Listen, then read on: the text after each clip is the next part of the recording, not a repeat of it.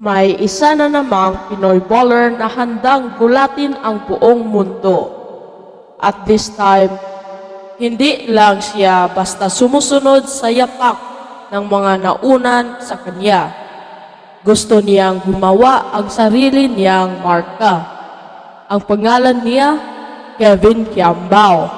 At ang mission niya, ang NBA. Si Kevin Quiambao, kilala sa pagiging dominanting player sa UAAP, ay ngayon naghahanda para sa pinakamalaking hakbang ng kanyang basketball career. Ang Gilas Pilipinas forward at two-time UAAP MVP ay lilipad pa Amerika next week para sa isang personal training program na may isang malinaw na goal, makakuha ng spot sa NBA Summer League. Pero Ka-gulatworld, hindi ito simpleng bakasyon o off-season training. Isa itong calculated move, isang matalinong plano para subukan ang pinto ng pinakamatinding basketball league sa buong mundo. Sa Sacramento, California, pupunta si Kevin para simulan ang kanyang private workouts. Isa rin sa mga plano niya, makipagkita sa Sacramento Kings assistant coach at dating Gilas captain na si Jimmy Alapag. Isang taong alam na alam ang hirap at sakripisyo ng isang Pinoy na nangangarap sa NBA. Ka-gulatworld, hindi lang ito simpleng overseas trip.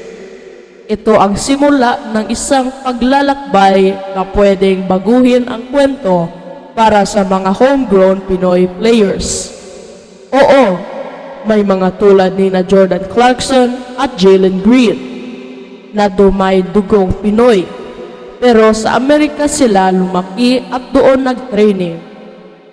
Si Kevin Quiambao, iba, siya ang ultimate Buena Mano, ang unang homegrown Pinoy na umaasang makapasok sa NBA mula mismo sa sistema ng basketball sa Pilipinas. Ang target niya, NBA Summer League, na gaganapin mula July 10 hanggang 20 sa Las Vegas. Ito rin ang parehong tournament kung saan unang nalisilayan ang Gilas teammate niyang si Kai Sotto noong 2023. Si Kai Sotto, na 7'3" ang dating prospect, ay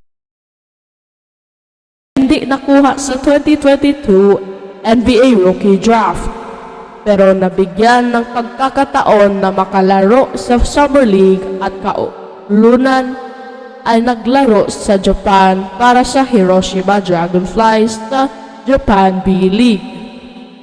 But here's where it gets interesting. Ka-gulatworld, unlike Kai Sotto, who was groomed for the NBA spotlight from high school in the US, Kevin has remained in the Philippines basketball ecosystem for most of his career. He trained, competed, and dominated locally, winning multiple MVP awards with De La Salle University in the UAAP.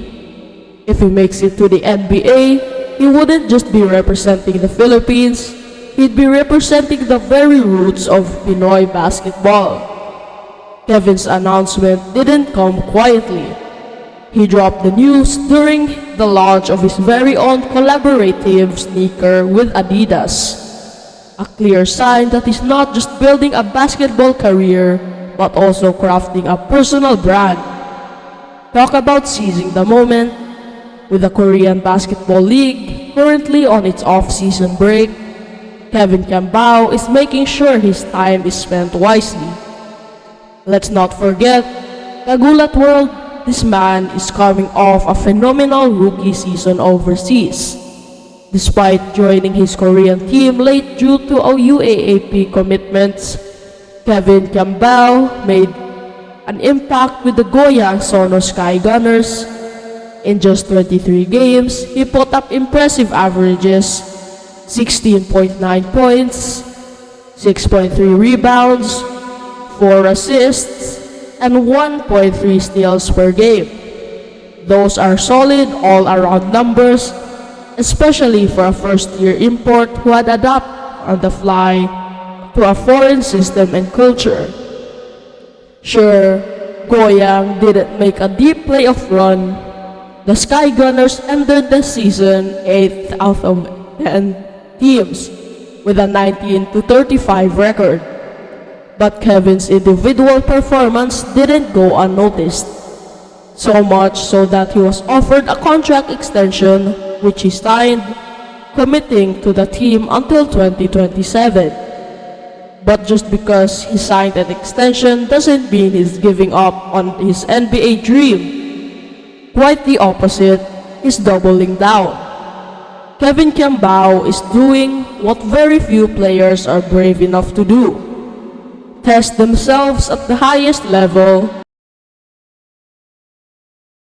He knows the road to the NBA is filled with giants, both literally and figuratively. But what he has is heart, hustle, and the hunger to break barriers. If he secures a spot in the Summer League, it could be the break he's waiting for.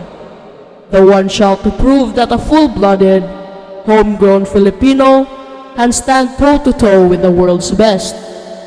Ka-gulatworld, let's not forget that this US training stint isn't just about the NBA. Kevin is also preparing for the next big tournament with Gilas, Pilipinas, the 2025 FIBA Asia Cup, which will be held from August 5 to 17 in Saudi Arabia. The tournament will be another chance for him to showcase his growth and further cement his role as one of the team's key leaders. And this dual preparation for both the NBA and Gilas Pilipinas is exactly what makes Kevin's story so special.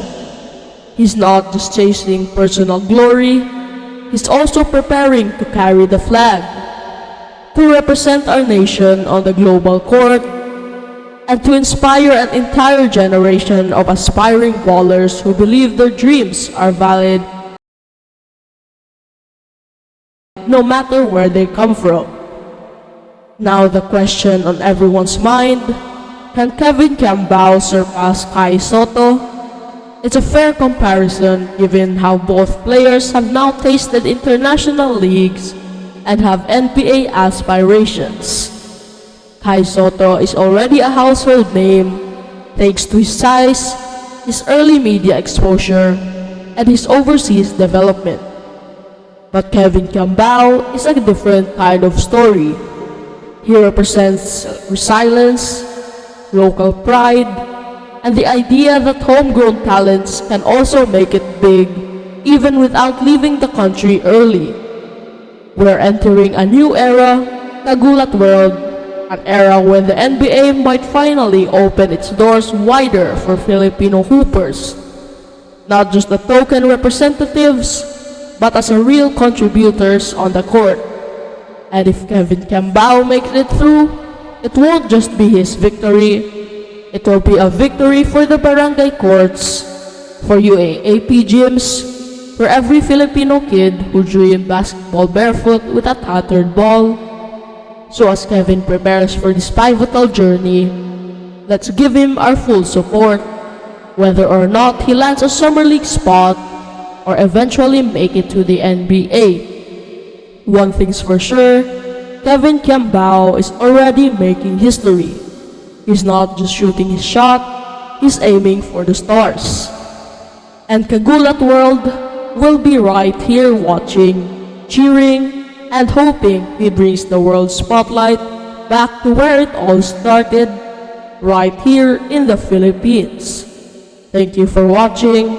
Make sure to like, comment, and subscribe.